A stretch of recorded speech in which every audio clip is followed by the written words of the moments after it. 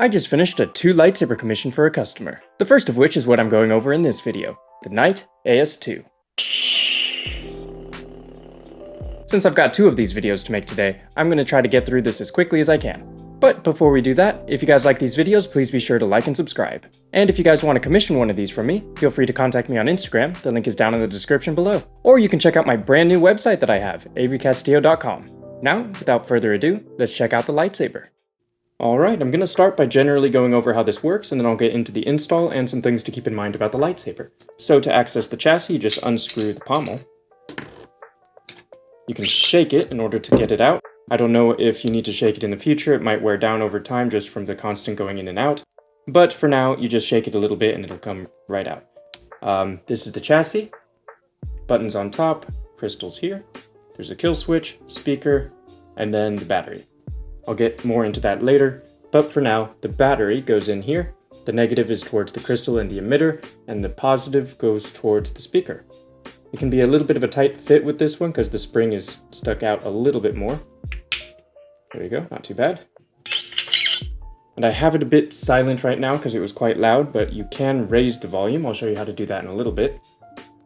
And here you can see how the crystals work. I have them pulsing the blade color.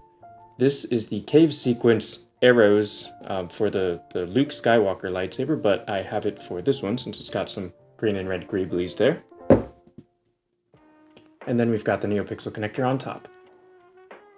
The buttons here.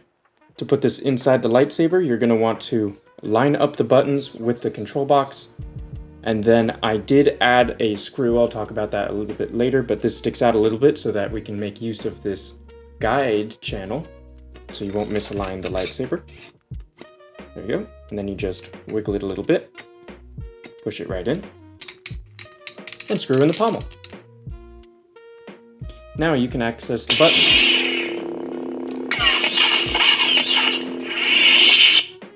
In order to put in a blade, you just unscrew this thumb screw here, the brass one at the top, take the blade plug out, and it takes a 7/8 inch blade.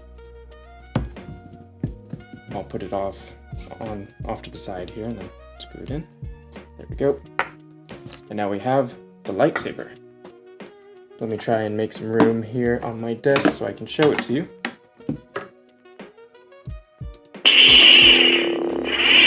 It's got all of my basic font things on here, and this is actually like my 5th lightsaber or something I've made for this customer, so he'll be watching this and, you know, you have experience with all of the fonts and stuff that I put on here. It's all the same. I did add a vocal menu. I don't know if I was into that with the previous builds, but the vocal menu is there so you can change the volume. Enter volume menu. And I have it being Huyang, Volume menu end. because I think it's pretty cool. Green. And let me lower it by one more. Enter volume menu. Volume menu end. Red. And all of this is to show it off to maybe anyone who hasn't seen my original font package here. Purple. It's all just standard free fonts I either get from Kyberphonic Fonts, Grayscale Fonts, I think Phoenix Fonts or something like that, and then a bunch of the standard ones from Proffie. And you can see Yellow. all the different effects on here. Right now these are all just standard colors. White.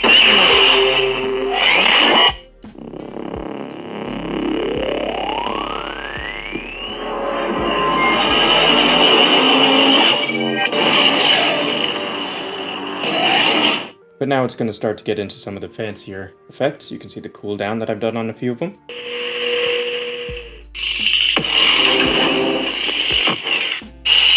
You cannot hide forever. Rogue command. This is a fire blade. I'll show that to you a little bit. You can kind of see the change in color on camera here. Smooth fuzz. Rainbow. This one is a battery level indicator. Blue. And then we're back to the beginning. So, that's pretty much it for the lightsaber. There's really nothing to keep in mind. I will show off the chassis now, though. So let me take the blade out.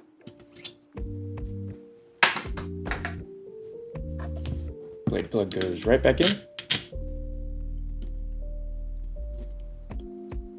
You should keep in mind that the control box is magnetic, so you can just pull it right off.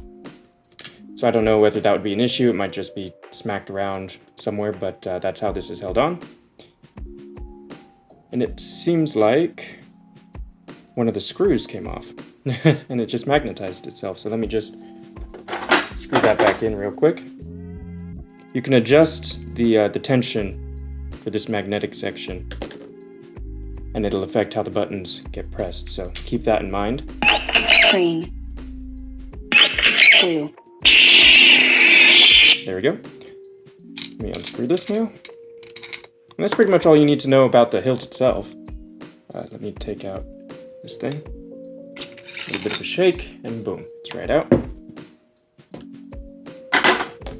And before I send this off, I'm going to polish it up, because all the fingerprints and stuff. These chrome hilts are just fingerprint magnets. So I'll put that on the top of the screen there. Okay, so the chassis, let's go over the install now. What we've got here are the buttons from Corbanth, I believe. They have pixels on them, but they're completely useless, pretty much, so I didn't activate them. Other than that, I cut them because they were too long, because if I left them as long as they were going to not be able to fit in this little section. So I just cut off two ends, glued them here, and we're all good. Up top, I had to access, I had to modify the chassis quite a bit because the wire channel thing, the little space for wires to pass through that are attached to this red and green LED thing, it was not big enough. So this little button thing was sticking out. And when you put it into the hilt, it would get, I don't know, in contact with something there. So what I did was I just cut open more wire space so that this sits flat.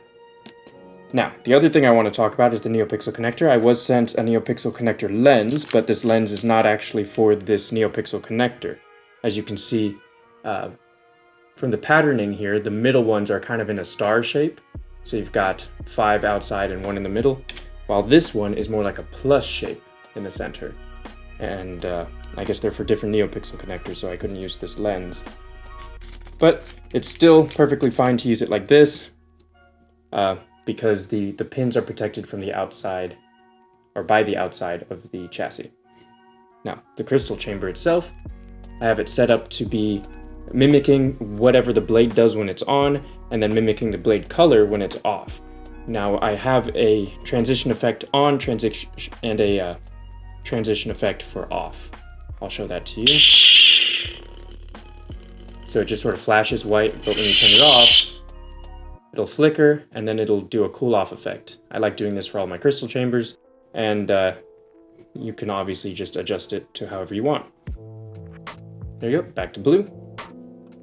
And then the speaker, what's interesting is it actually is a little too large for the chassis. The chassis, for whatever reason, has a little bit of a smaller speaker holder area. But luckily that's not an issue. Everything still works exactly how it should. It's just there's a tiny little gap between the rim of the speaker and the chassis.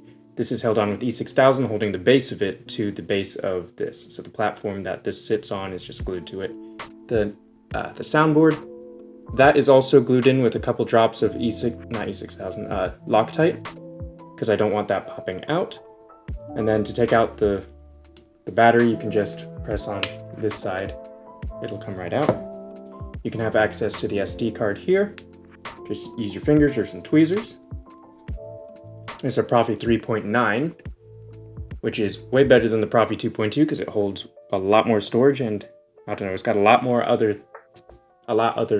of other features to it, but that's the biggest one for me, is it has a lot of storage. And I think that's pretty much all you need to know about this lightsaber. If there's anything that I missed, I will have it in the description below. And if there's still anything that I missed and you have any questions, feel free to contact me and I will answer them, as you know, since you have commissioned like 5 lightsabers for me at this point. But anyways, that concludes this video. It's a pretty nice and quick one. You know what? I actually have two more things I want to show you before we close off the video. The first one is the screw for the chassis guide screw or whatever. So the one that came with this hilt was this Phillips head screwdriver screw thing, but it wasn't quite long enough to act as a guide screw for the channel here. So I just went in and got a slightly longer one with a hex key head, whatever you call that. And now, if I get a flashlight, you can see that it sticks out just enough so that it guides the chassis and will never have a misaligned chassis. Now the other thing I want to do is just show off the crystal chamber in all the different colors for the fonts. And then we'll be done with the video. Just that there.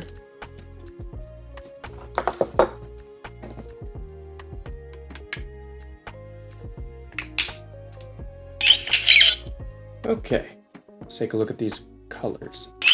Green, red, purple, yellow, white. I find your lack of faith disturbing. Commander, smooth fuzz. Alright, we're back to the beginning. And that brings us to the end of the video. Thank you all so much for watching. I hope you enjoyed checking out this Knight AS2 with an Eco Crystal Chamber. If you want to see more videos like this, feel free to like and subscribe. And if you want to commission a lightsaber build from me, feel free to contact me on Instagram or through email on my new website. Both links are going to be in the description below. So once again, thank you all for watching, and I'll see you all next time.